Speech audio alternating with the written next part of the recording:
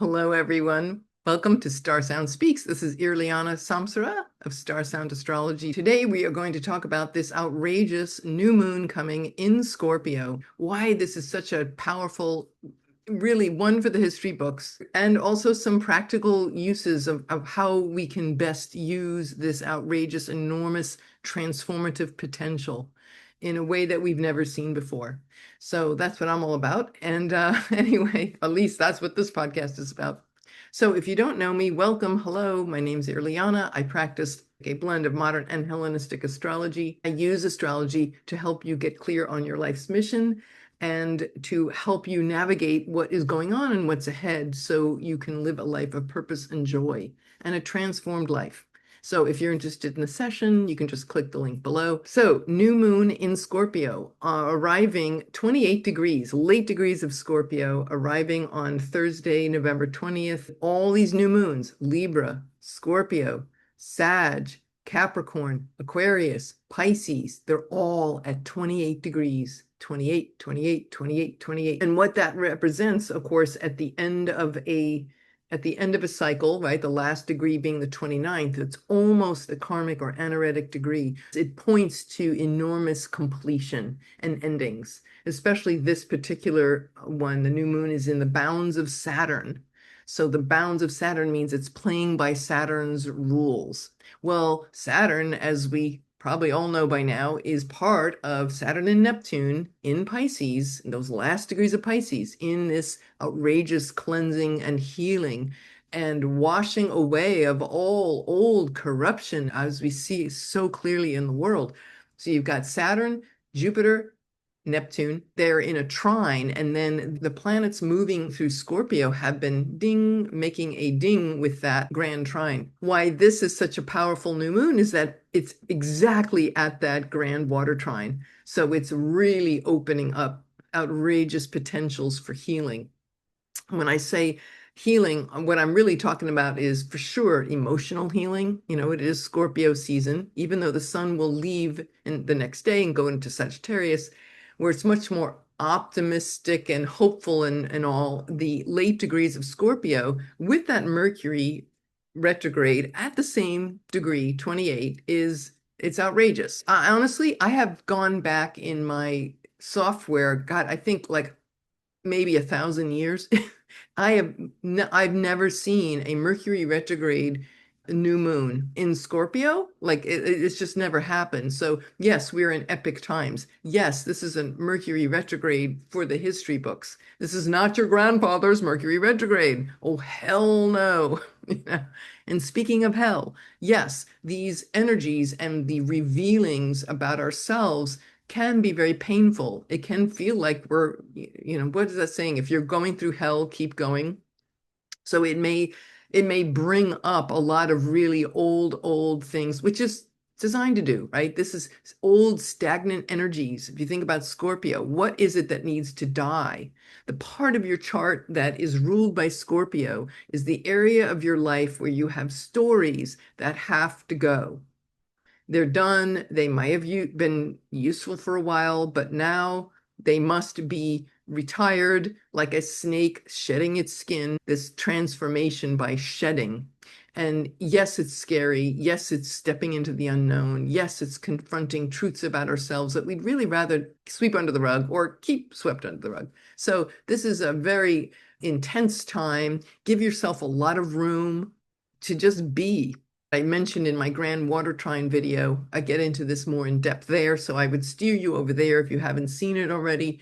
This is a very powerful time for this epic healing across generations. I even recorded a YouTube short which is showing how to use a certain Kriya, a yoga technique, a very simple one that can be done by anybody, doesn't require physical exercise. You can do it just sitting at your chair, and it will clear ancestral karma.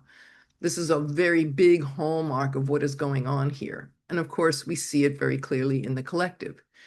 It's very easy to get swept up in all the drama that is going on, which is always, Scorpio season by its design is always drama. But of course, now we have Jupiter and Saturn, the lords of karma are coming for all the corruption and all the darkness and deceit and fraud. This is all the truth coming out. Jupiter now going retrograde in Cancer. This is the truth. The truth is coming out, and it can be very scary. It can be very painful. It certainly upsetting our apple cart.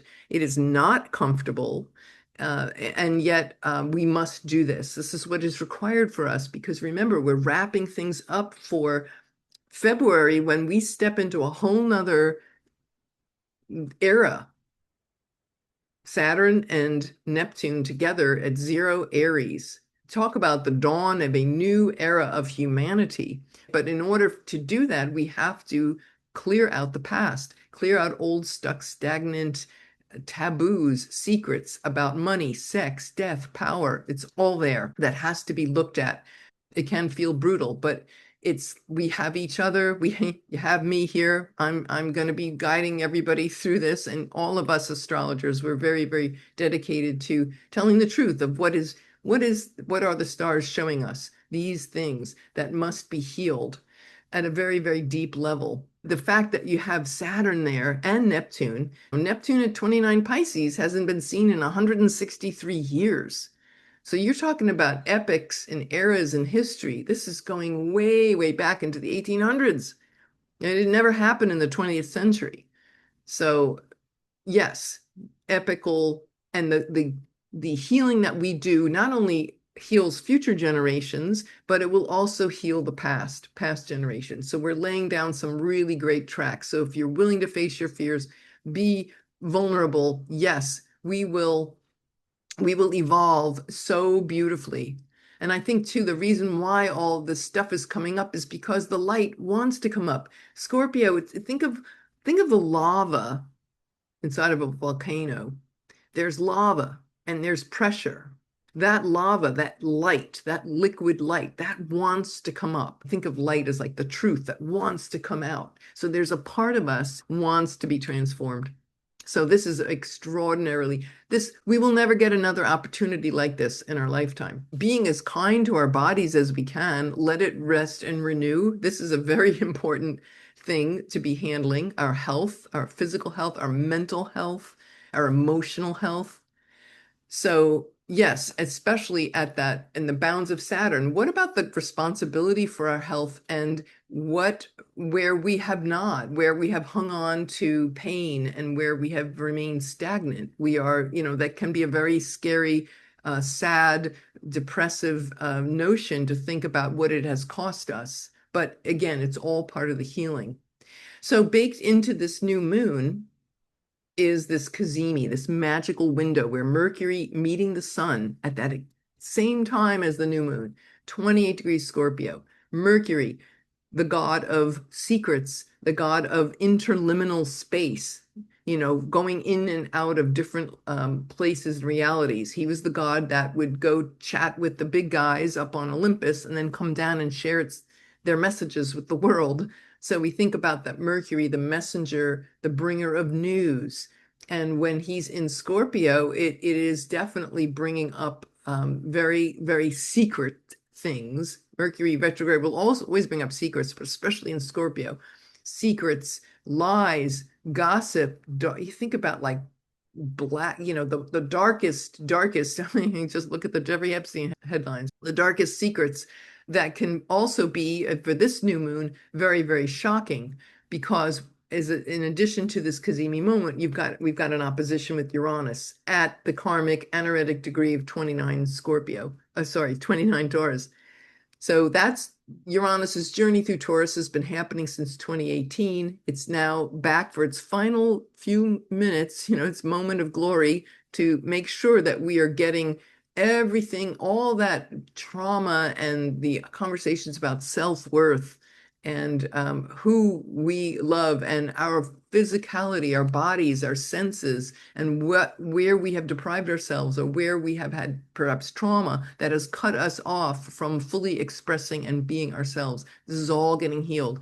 That's another big piece of this new moon. We're getting this outrageous healing.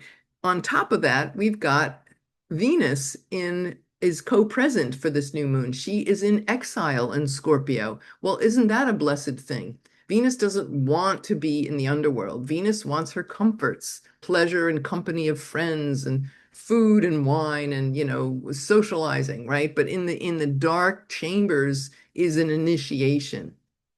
So Venus in Scorpio couldn't have asked for a better place. We are addressing the pain body of women in the collective, the pain body of women, the pain body of our self-worth, our monetary system, what we consider is important to us. Everything is getting revisited and being something new wants to come up. Right. So this is a cauldron, a very, very, very intense cauldron. The things that we never knew, look at all these years, the things that we never knew about Jeffrey Epstein, for one, all that stuff. And there's dimensions of these world leaders and things and the way in which they have, used women for centuries as tools and pawns. This is an enormous amount of empowerment that is going on here.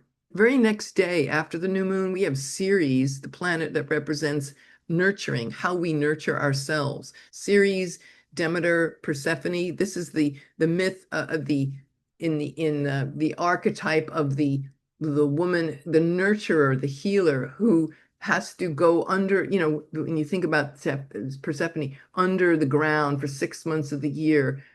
Persephone loses her daughter to the underworld and then in the spring comes back out. So it's this necessary, painful deprivation, but then again, renewing. Well, Ceres goes direct at 21 Aries. So she's also in Mars's domicile. And where's Mars? He's telling the truth.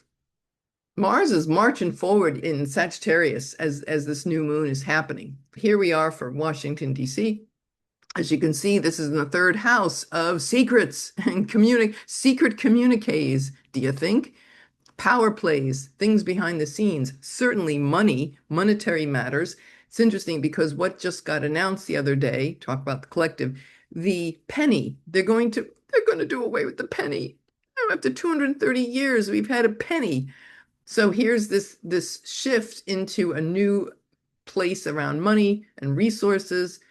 It's interesting because the penny is made of copper, at least the outside is. Copper is ruled by Venus, and Venus is in Scorpio. So yeah, but it does point to something down the road. We're thinking about digital currency, the switch, what is going to be going on. Back to humanity. Here comes Venus, very close to the sun. You can see her in the morning sky now. So she is the bringer of the tidings, right? The herald. The morning is more yang for Venus. So she's a fighter, the ability for women to speak up bravely about their truth, about, say, abuse, sexual abuse for sure, our self-worth, monetary matters, energy, right? This is the Scorpio archetype.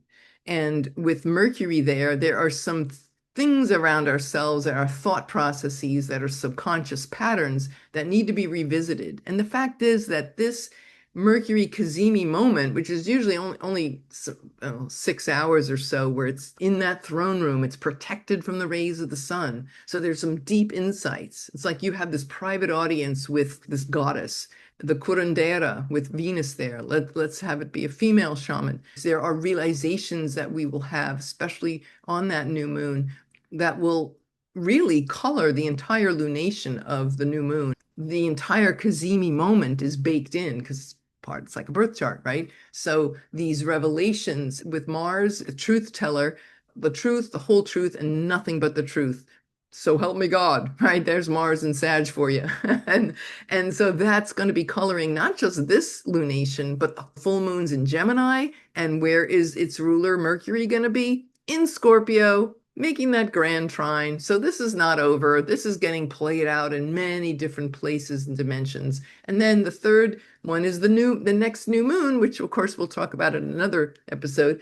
But that new moon in Sag is going to be at 28 degrees, which is the whistleblower point, the galactic center. So this is talk about the truth. And there's whistleblowers and people behind the scenes and people speaking up and coming up to speak the truth, to speak bravely. So this is what we want to be focusing on. What is my truth? What is the big picture?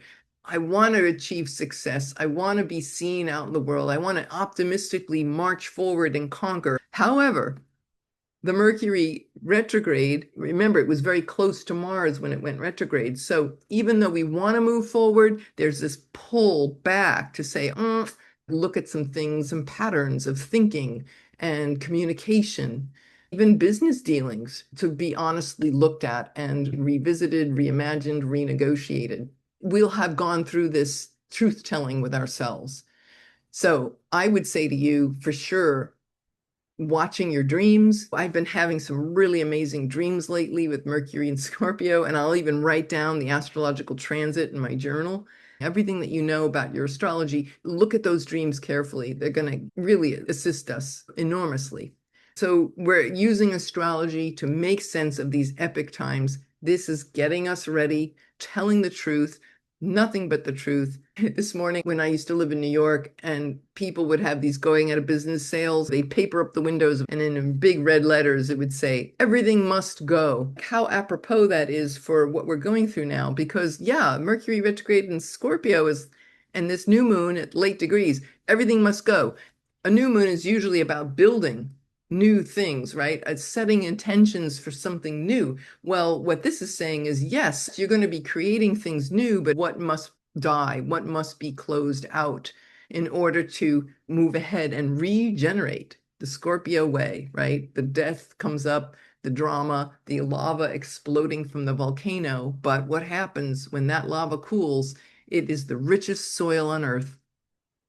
It is the richest soil. So everything, the pain we're willing to face, to have these honest conversations with ourselves, with others, especially Mercury retrograde in Scorpio, you could have some dark stuff around your relatives, siblings, your neighbors. There could be some dark things that come up. And this is our opportunity. We can literally step up and be proactive, because when we do face those fears, oh my God, think of the rich soil when we're willing to confront our deepest, most taboo secrets about love, death, sex, the secrets that we hold, the lies that we've told ourselves. Get a lot of Kleenex, because this grand trine is still going to be occurring with these various planets. Mercury will swing back one more time. Mercury will be the last planet to finish with that trine, and that won't happen until about December 11th or 12th. So you see, we've got almost another month of this, the last big transit of a year that has obviously seen outrageous things. It's not over yet. Werner Erhard used to say, an untransformed environment is one in which the truth cannot be told. Wow. If there's no transformation, there's no light. Scorpio is about what's hidden from the light. So this sun is in Scorpio is illuminating things that have been long standing there, right? With Saturn in its bounds, long standing suppression of society, not just our own, right? It's societal, as we have seen, this complete breakdown and takedown. So the truth will set you free, but it will also put you through the ringer. I remember seeing that on a poster once. Be willing to sit uncomfortably. The Vedas, the ancient wisdom texts of India, thousands of years old, they also say that truth represents the highest plane of existence. Look at how our society has so often, and ourselves, we hide the truth. It's not convenient. It's embarrassing. It's shame. It's whatever. We're afraid, because once the truth is out, it's a death process. To tell the truth does involve death. And it's to really look that squarely in the eye, especially in this Scorpio season. We have to remember too, Mercury, Quicksilver, Mercury itself is poison in its unrefined state. We in our Western world don't think about refining Mercury. We're just like dealing with, this toxic metal. However, in its refined state, it has healing properties. There is this guru with an ashram outside Pune, India, Yogi Raj Gurunath Siddhanath. He alchemically created a mercury shivling, 2 tons solid mercury. So he took mercury and with his siddhis powers, very advanced yogic siddhis powers, and he transformed over many months the mercury into alchemically a healing agent. So it's refined because of his siddhis powers. Do not do this at home, clearly. This he created as an antenna, and he said it was to calm the world mind. So wherever you are in the world, you could actually tune in and connect in your mind with that shivling. That would be a really super great thing to do, of course, anytime, but especially now. Everything must go. So yes, Mercury can become our friend. It's not just poison, only if it's unrefined. But if we are willing to take that on, we can alchemize our thought patterns, our words, our speech, our relations with others. And so there's that. Okay. Certainly the opposition with Uranus and Taurus, that speaks a lot about women. And it's going one more time before it goes direct in February. It's going to make one more contact with Algol. So this is definitely about regaining our voice and our bodies, where we have been cut off with trauma. Somatic releasing is enormously helpful, right? Any kind of somatic release work to reconnect our bodies and get back in our bodies, grounding, earthing, somatic release techniques. This is going to be another big part of this upcoming new moon. And I would say too, what we have paid for, what happens when we suppress these things. We have Mars right before Thanksgiving. Mars is going to square the nodes. The Thanksgiving week is hugely ripe. So it's going to square the nodes. Well, anytime Mars squares the nodes, now that could be a health thing. Think about the fact Mars in Sagittarius, squaring the nodes in Pisces, Virgo. Mars rules the physical body. We really want to take care of our mercury, our lungs, right? This is flu season, respiratory. It could be very big, respiratory season. We don't want to be repeating what we did 5 years ago, which, by the way, the last time Mercury went retrograde in Scorpio, we had a second resurgence. It was in October of 2020. And we had a second resurgence of you know what. It speaks so strongly to guard ourselves and take really good care of ourselves, not just be careful with our words and speech, but also our physical health, especially around lungs, air, breathing. You know, do whatever you have to do. Prevention is always worth a pound of cure and such.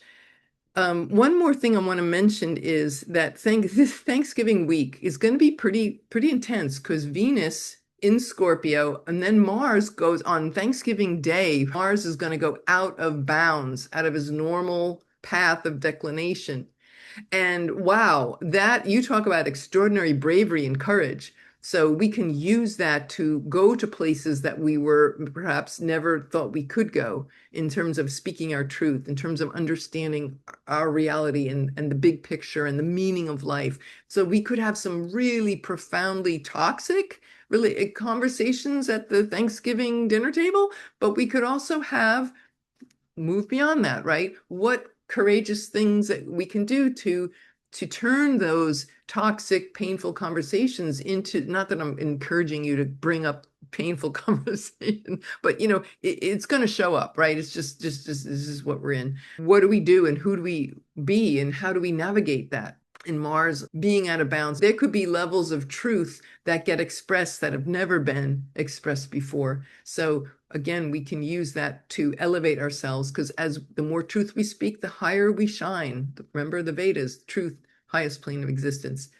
Meanwhile, Pluto is like a sports broadcaster. Well, you got Mercury doing this and that, and in this corner we've got Pluto, and we get, you know, but Pluto has been out of bounds since August. It's actually going to slip back into bounds, and then Mars is going to take over. So there's just a lot going on. The out of bounds planets, we want to watch this. Pluto has not been out of bounds in our lifetime, unless you're like 90 something years old. It hasn't been there since 1953. And once it's going to be in and out of bounds, mostly out of bounds for the next 10 years. It will not go out of bounds again for 3,000 years. So that's just another indicator of, wow, the epic times that we're living in. So this ability to look really radically deeply under the surface to divine what needs to be healed and regenerated so that we can have a visionary society, Pluto and Aquarius. And we have to also look very carefully and responsibly about AI and the horrors. Let's face it, Pluto can be nightmares that can follow and happen when if we are not using AI responsibly. And where's that line drawn? That's not an easy one to figure out. So yes, it's preparing us for so much of December.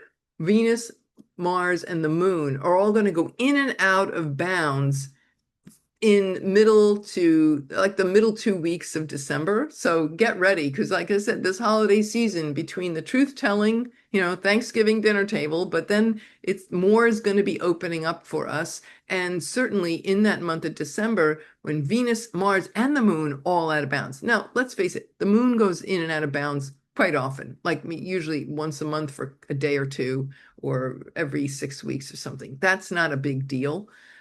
The moon wobbles, so that's kind of like a normal thing. But for Mars and Venus to go out of bounds, it can be months and years when they actually do that. So all three together, I think the universe wants to talk to us. Do you think?